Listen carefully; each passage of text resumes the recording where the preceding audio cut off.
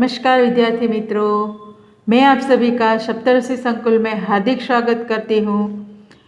कल हमने पाठ 7 का पहला भाग देखा था।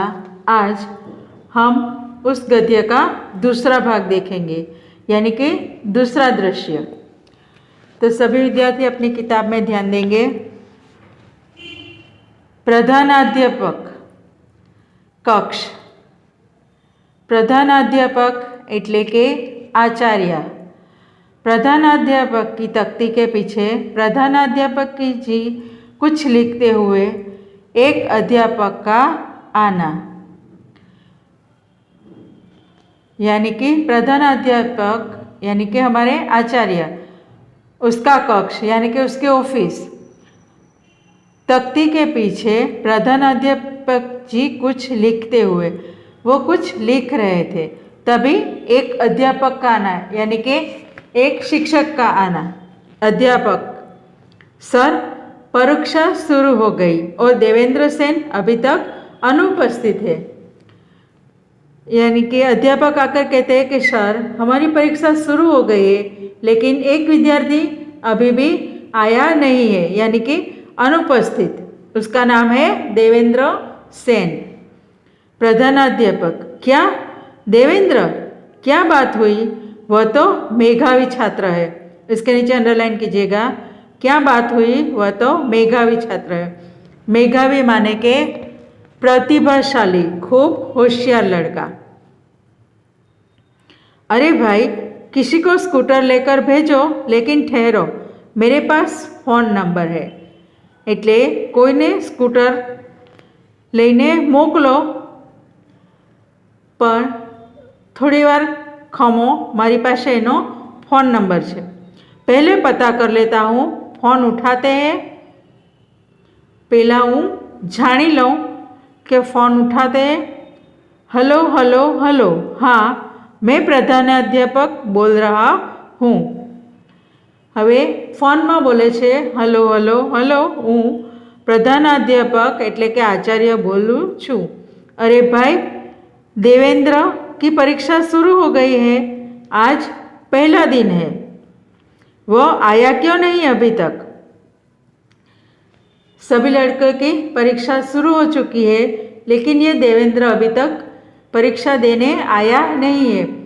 तब उसके आचार्य उसके घर पर फ़ोन कर कर पूछते हैं कि आज परीक्षा का पहला दिन है और देवेंद्र, जो खूब होशियार और प्रतिभाशाली लड़का था, वो अभी तक आया नहीं है। घर से निकल के घंटा भर हो गया। घंटा भर माने के 1 कलाक हो गया है। वो घर से निकला, उसका 1 कलाक हो गया है। हाँ, परीक्षा शुरू हुई 10 मिनट से ज़्यादा हो गए। फिर क्या कहते हैं कि हाँ, परीक्षा शुरू होने से 10 मिनट से ज़्यादा समय हो चुका है। पता लगाओ भाई, वह तो प्रथम श्रेणी में उत्तीर्ण होने वाला में से है। क्या कहते हैं सर के पता लगाओ એટલે કે એની ખબર करो। वह तो प्रथम श्रेणी में, यानी कि प्रथम यानी पहले नंबर पर उत्तीर्ण होने वाला लड़का है। फ़ोन रखकर उसे घर से निकले बहुत समय हो गया है, आ जाना चाहिए। फिर जब वो घर पर फ़ोन करते हैं, फिर वो अध्यापक से बात करते हैं कि वो उसे घर से निकले तो काफ़ी समय, यानी कि बहुत समय हो गया है, उसे आ जाना चाहिए, पर अब तक वो आया क्यों नहीं? देखिए, वो आ जाए तो मेरे पास भेजना। वो शिक्षक से क्या कहते हैं कि जो ये आवी जाए એટલે કે वो आ जाए तो मेरे पास, यानी कि मारी पासे मोकलजो। वैसे उसके साथ वाले लड़के से मालूम करो, कहीं एक्सीडेंट तो नहीं हो गया। फिर सर को क्या होता है, उसकी चिंता होती है। फिर वो उसके साथ वाले लड़के, यानी कि जो साथ में रोज जाते हैं, उससे से पूछो, उसी से मालूम करो कि कहीं एक्सीडेंट तो नहीं हो गया, यानी कि उसको आते समय कहीं एक्सीडेंट तो नहीं हुआ, यानी कि किसी से टकरा जाना, गिर जाना, वो सभी एक्सीडेंट कहलाते हैं। अध्यापक का आना, कुछ ही देर बाद देवेंद्र का हाँफते हुए आना। अध्यापक आते हैं और उसके कुछ देर बाद देवेंद्र जो दौड़कर आया इसलिए हमें हाँफ चढ़ती है, वैसे वो हाँफ रहा था। हाँफते हुए आना। देवेंद्र कहता है, क्या मैं अंदर आ सकता हूँ श्रीमान? जैसे हम लोग पूछते हैं ना, मैं आई कम इन, उसी तरह देवेंद्र ने उसके सर से कहा कि मैं अंदर आ सकता हूँ श्रीमान। प्रधानाचार्य, अरे देवेंद्र, इतने लेट कहाँ थे अब तक?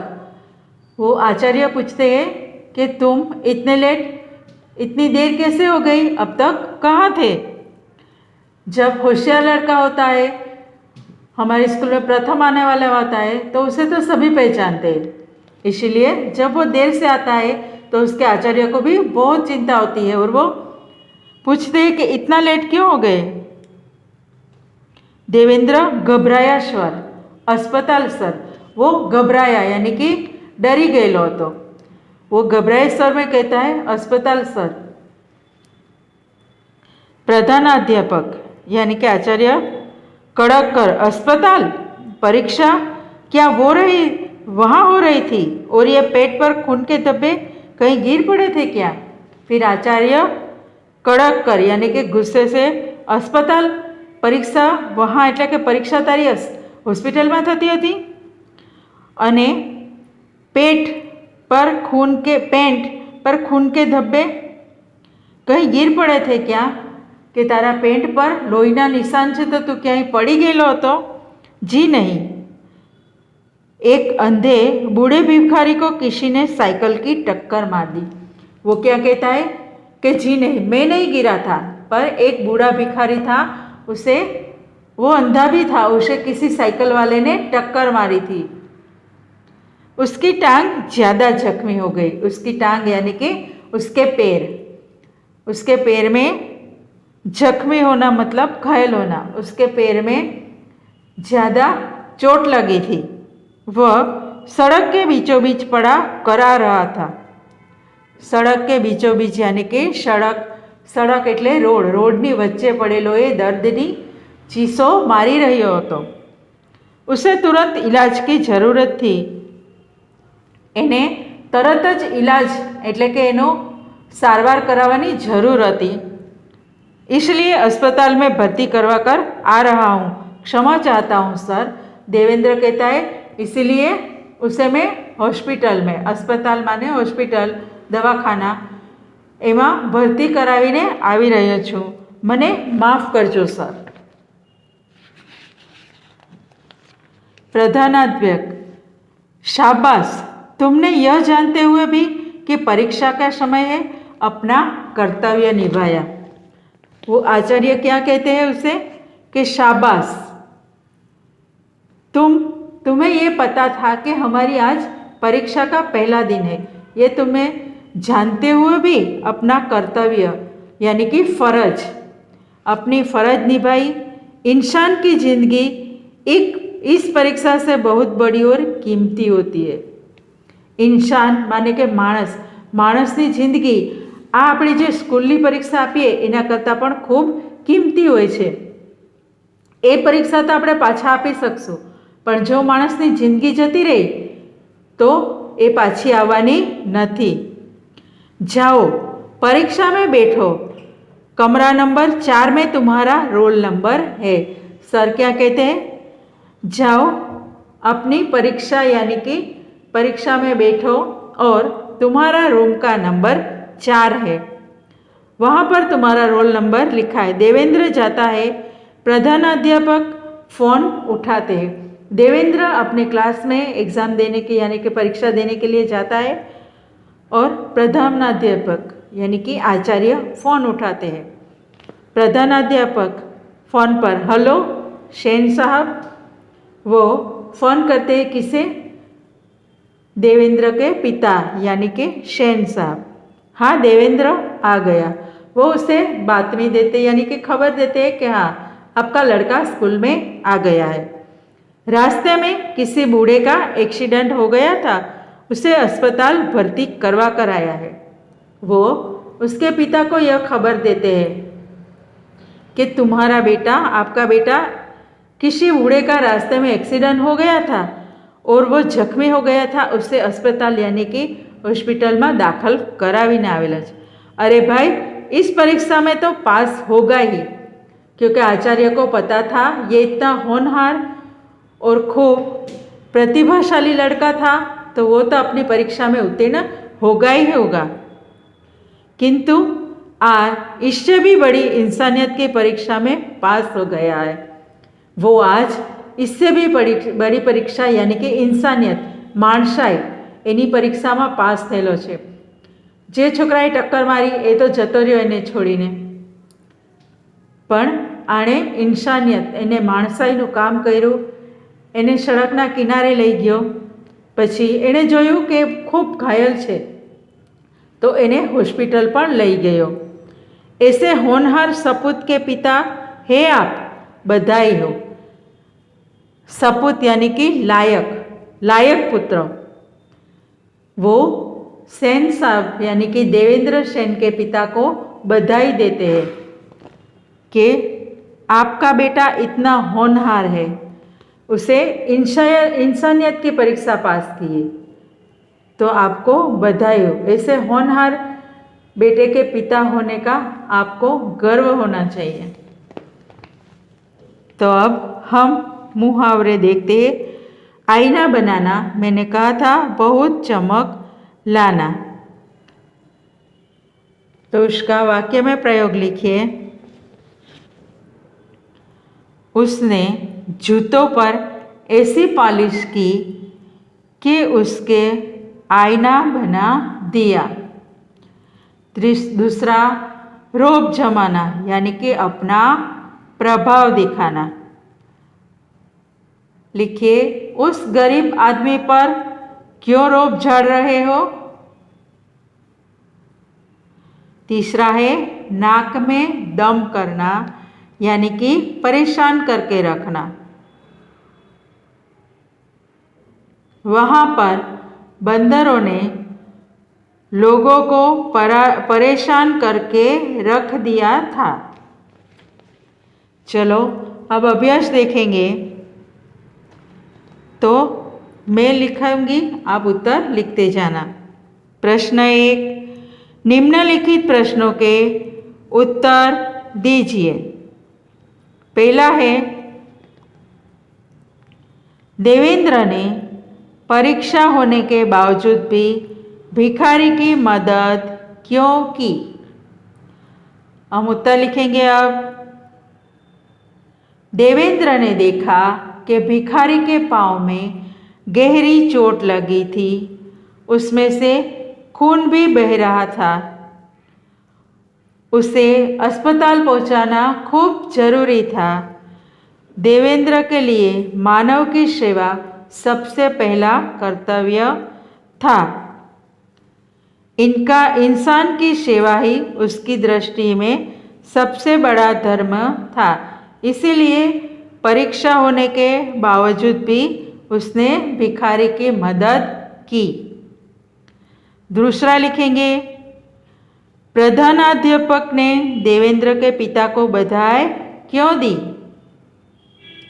तो लिखिए, देवेंद्र मेधावी विद्यार्थी था। स्कूल की परीक्षा में उसका पास होना तो निश्चित था।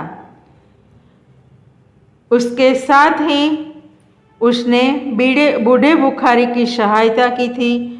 अपनी परीक्षा के बावजूद उसने उसे अस्पताल में भर्ती करवाया और उस अंधे और बूढ़े भिखारी को उसने मदद की। इसीलिए उसने देवेंद्र के पिता को बधाई दी कि आपका सपूत खूब होनहार है।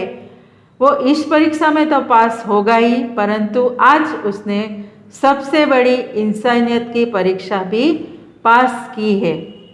तीसरा लिखेंगे, क्या देवेंद्र ने जो किया वही सही किया, क्यों। तो लिखिए, भिखारी अंधा, बूढ़ा और अपाहिज था, घायल होने के बाद वो पूरी तरह अपाहिज हो गया। ऐसे वक्त में देवेंद्र ने किया वो सही किया, क्योंकि हमारा सबसे बड़ा धर्म होता है इंसानियत की सेवा करना। इसलिए यहाँ पर अभ्यास पूर्ण। प्रश्न 2, आप स्कूल के मैदान में खेल रहे हैं और आपके साथी को पैर में मोच आ गई, तो आप क्या करेंगे? चर्चा कीजिए और इसका उत्तर आप लिखेंगे अपनी नोट में। आपने भी ऐसे वाक्य तो हुए होंगे, तो आप लिखेंगे। प्रश्न 3, लिंग के आधार पर वाक्य सही है या गलत? अगर वाक्य गलत है तो सुधार कर दोबारा लिखिए। प्रश्न 1, मेरे पास एक बड़ी संदूक है। आप लिखिए, मेरे पास एक बड़ा संदूक है। दूसरा, मैंने अहमदाबाद से अंबाजी की टिकट ली। तो आप लिखेंगे, मैंने अहमदाबाद से अंबाजी का टिकट लिया। तीसरा, रावण के साथ युद्ध में राम का विजय हुआ। तो उत्तर लिखिए, रावण के साथ युद्ध में राम की विजय हुई। तो विद्यार्थी मित्रों, हम यहाँ पर ये पूर्ण करते हैं। अब दूसरे तास में आगे का प्रश्न देखेंगे। तब तक के लिए आप लिखते रहिए और पढ़ते रहिए। अस्तु। जय हिंद, जय भारत।